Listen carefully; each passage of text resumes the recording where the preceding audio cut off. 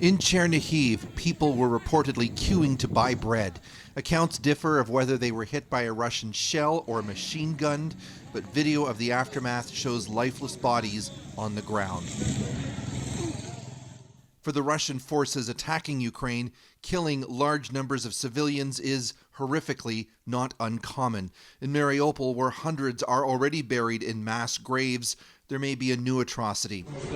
The city's main theater, which was serving as a bomb shelter, was hit by an enormous Russian bomb, says Ukraine's military. Hundreds were inside. It's not known the casualties. Amid such gruesomeness, it appears there has been progress towards a ceasefire. President Vladimir Zelensky said Ukraine wants a just peace with security guarantees. And Russia's foreign minister speculated that Ukrainian neutrality might be acceptable to Russia. But Ukraine wants all Russian troops out. Vladimir Putin is sounding uncompromising. He repeated his usual lie that Russia's military is not hitting civilian targets.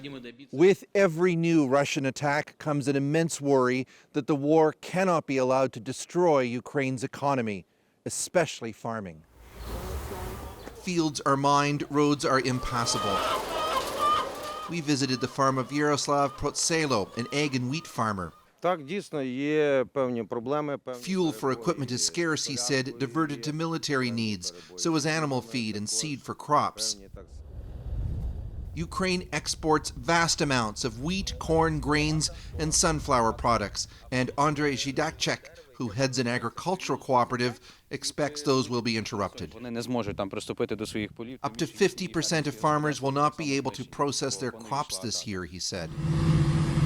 Ukrainian farmers towing captured Russian tanks have become heroic figures, but Ukraine's government is asking for more to get their crops in the ground this spring to avoid economic collapse. So, Chris, you mentioned negotiations towards a ceasefire. There's some talk of a peace plan or, I suppose, a peace process. How's that being received in Ukraine? Well, a Ukrainian presidential advisor is not calling it a plan. He's calling it more of a proposal from Russia. From the Ukrainian side, they're concerned that they don't see this delegation, the Russian delegation, as being especially high level. And their big worry is that this could simply be a delaying tactic to perhaps get some kind of a ceasefire just to allow Russia to rearm and then keep attacking. Okay, so definitely skepticism. Is there any reason to draw hope from Russia's proposals? Small hope. I mean, simply by talking, the Kremlin may be acknowledging that it cannot achieve its primary goal of this invasion, which was to replace the Zelensky government with one more favorable to Russia. But some of the key problems, the key problem, I think, might be the territorial question.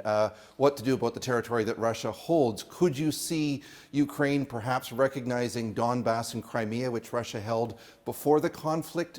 Painfully, maybe, but probably not anything that they've captured in the last 3 weeks. So this puts Zelensky in a terrible position. How much longer does he dig in, does he fight and push for a better deal from Russia while every day Ukraine's cities are getting demolished from the air by Russian attacks? All right, thank you, Chris. That is Chris Brown in Lviv, Ukraine.